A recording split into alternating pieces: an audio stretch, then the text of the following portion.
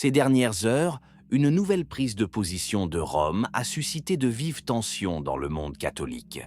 Et parmi les prêtres, les fidèles et les observateurs, une question que beaucoup évitent désormais de poser revient avec insistance. Qui révélera publiquement ce qui se passe réellement au sein de l'Église? Qui aura le courage de dire tout haut ce qui est écrit dans ce document, le rapport GS9 du Synode, avec la clarté qu'exige la situation?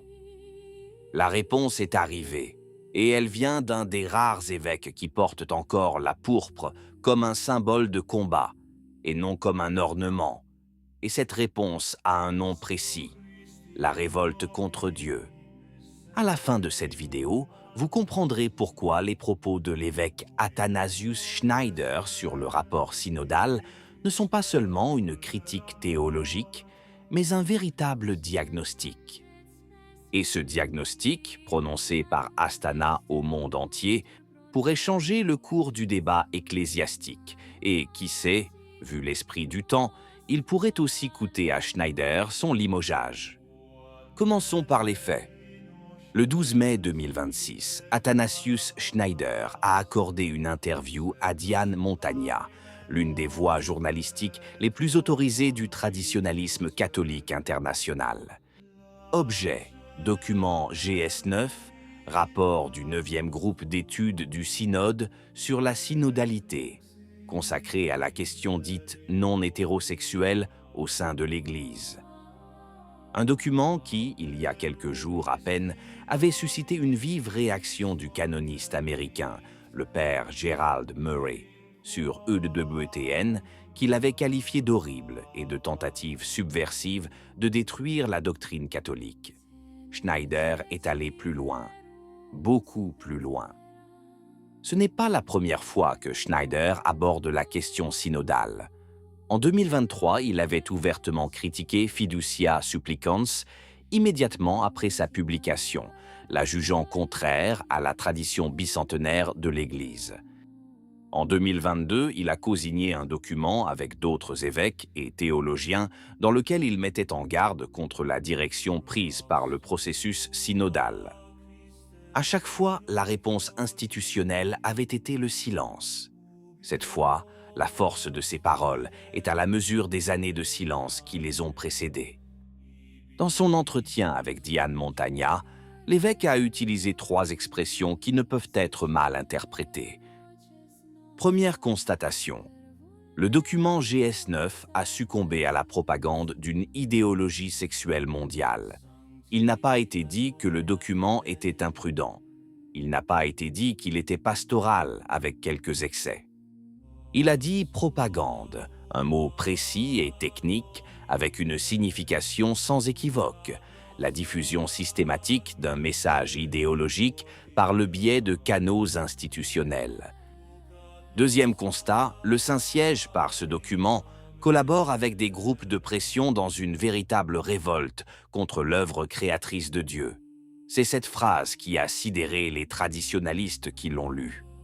Il ne s'agit pas d'une critique de la communication du Vatican, c'est une accusation directe. Le Saint-Siège collabore avec des lobbyistes dans une révolte contre le Créateur. Troisième expression, Fiducia Supplicans, le document autorisant les bénédictions informelles pour les couples irréguliers, est une parodie de bon sens. 3 coups. 3 déclarations qui, dans l'univers diplomatique du langage ecclésiastique, équivalent à un cri. Il nous faut ici comprendre précisément ce qui se passe. Le document GS9 n'est pas un texte académique neutre. Il s'agit du premier document synodal officiel de l'histoire de l'Église catholique à recueillir des témoignages de personnes vivant en union non hétérosexuelle à titre de contribution pastorale.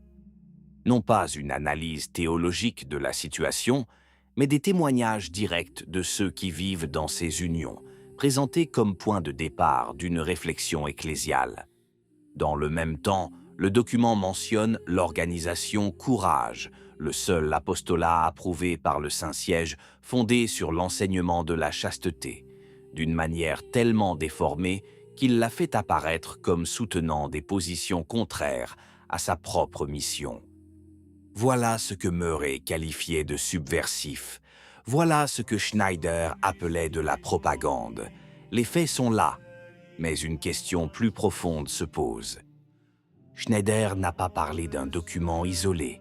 Il a donné un nom historique à la stratégie qui l'a engendrée, la tactique du salami, une expression hongroise désignant la méthode consistant à démanteler un adversaire solide, une mince tranche après l'autre. Selon Schneider, cette tactique est employée depuis 11 ans, soit depuis le synode sur la famille de 2015. 2015, premières ouvertures pastorales sur la communion pour les personnes divorcées et remariées. 2018, Amoris Laetitia, ambiguïté structurelle dans des cas spécifiques. 2023, Fiducia supplicans, bénédictions informelles pour les couples en union irrégulière. 2026, GS9, premier témoignage de couple dans un document synodal officiel. Un élément a immédiatement été souligné par les commentateurs traditionalistes. Murray et Schneider n'ont pas coordonné leurs actions. Dans l'histoire de la théologie, ce type de convergence porte un nom, le sensus fidelium, le sens de la foi du peuple de Dieu face à l'erreur. Lorsque le sensus fidelium parle depuis 2 continents avec les mêmes mots, la question que la structure ecclésiale ne peut ignorer est unique. Ont-ils tort ou ont-ils raison? Voici le paradoxe que personne ne veut nommer. Chaque étape prise isolément pourrait être présentée comme prudente, pastorale, miséricordieuse. C'est la séquence qui révèle la direction. C'est la trajectoire que Schneider et Murray avant lui ont eu le courage de nommer explicitement devant des millions de personnes. Lire Passendi aujourd'hui donne l'impression de lire un document écrit pour ce moment historique précis.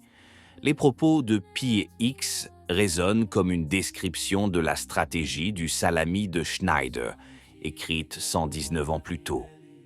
Et voici la question qui dérange. Quelle place occupe Léon XIV, le nouveau pape élu au printemps, dans ce scénario?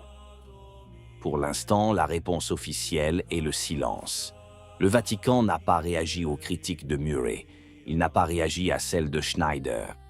Et c'est là qu'apparaît une question qui, il y a encore quelques années, aurait semblé impensable.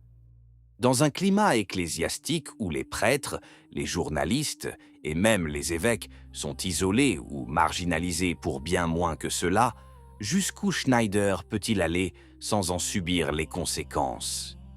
Car lorsqu'un évêque parle ouvertement de propagande idéologique, de révolte contre le Créateur et d'hérésie sans équivoque, la frontière entre la dénonciation prophétique et l'affrontement direct avec Rome devient de plus en plus ténue.